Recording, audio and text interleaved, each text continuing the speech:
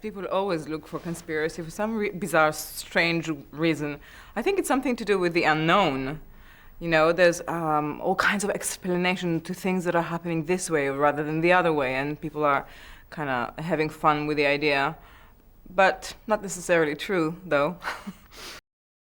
Yes, I went and read the book before I met with Ron Howard, and then I came very exciting to that exciting meeting, and I said, I have so much things to tell you, and he was like, good, and we talked maybe for 5 minutes, nothing about the book or the movie, and that was it. I was very surprised in the beginning, but then it made sense to me, because really he just wanted to have a sense of who I am, what I was about, and then have me read.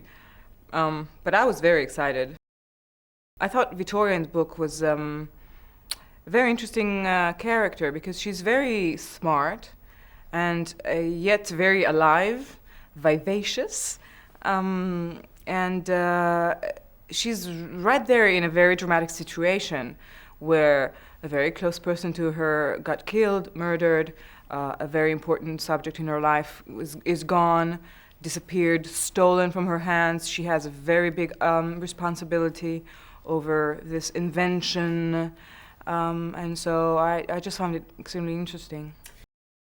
There is a time constraint in this movie, but the nice thing about it is that it has all kinds of levels. So if you are there to have fun and have this thrilling experience like you do in some movies, then you have that. But you also have kind of other layers. The idea that there is a very interesting relationship between science and religion, or faith for that matter, particularly religion actually, that there is a very thin line between dark and light, between good and bad, evil and good. So you can find many ideas wrapped in this particular story.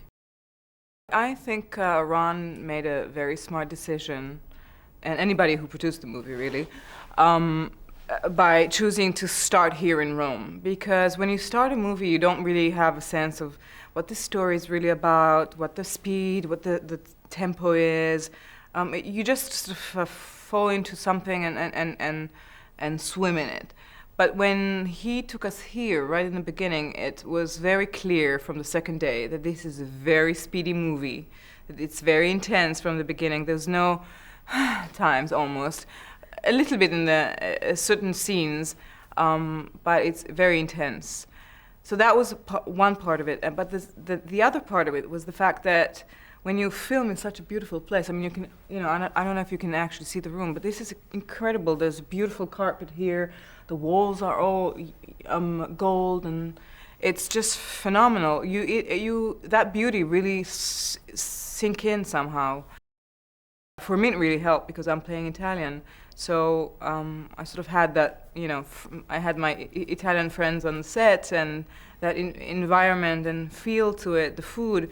We can walk from the set back home to the hotel by foot. Everybody did, including Tom, which makes it a whole different experience when you're working on a movie because you're not entering a car, going to work. It's really like a full experience to the full extent, and it was really great.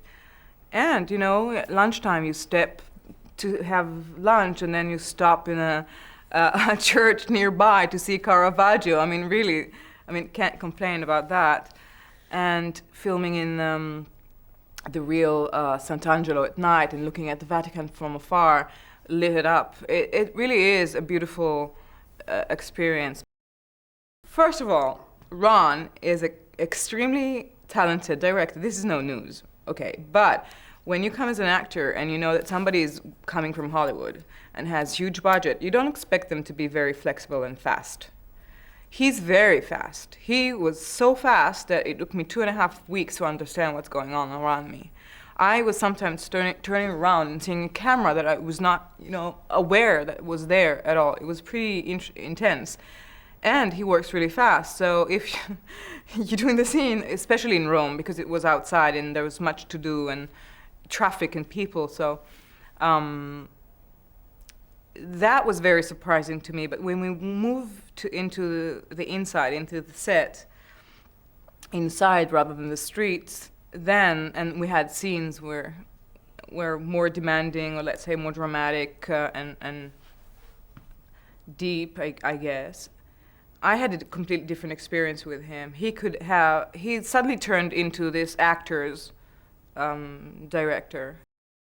I had one experience with him when there's a very dramatic scene right in the beginning of the movie where he said, "So, do you want to do it without rehearsals at all?" And we just kept going and going and going and going at it because he sensed that something was happening and he wanted more and wanted more. He just really have this sensibility and sensitivity, to the actors he's working with, and he's very aware of what's going on, conscious about that. And so that's Ron.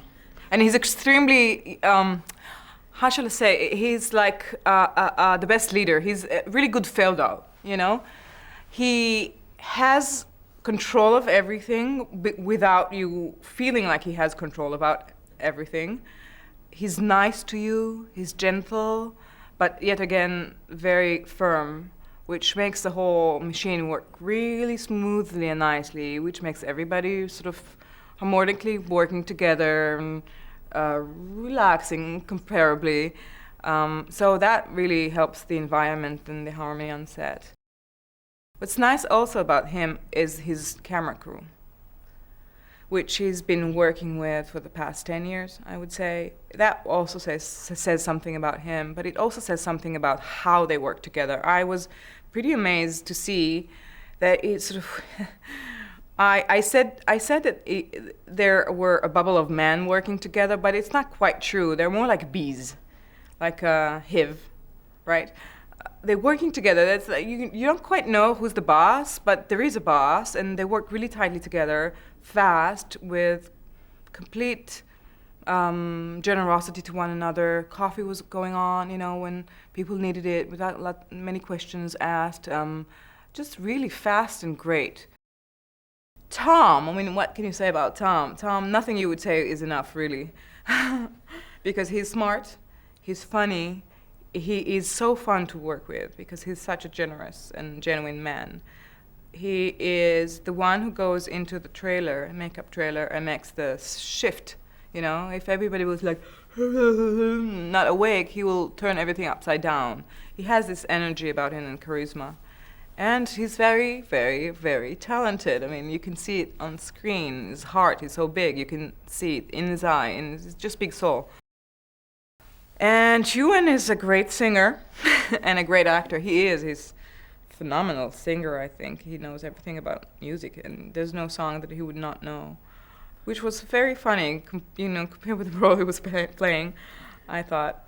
And the rest of the guys, I mean, Stellan is such a nice man and also a very good actor and just a real actor, you know, no big deal, no stardom, no ego.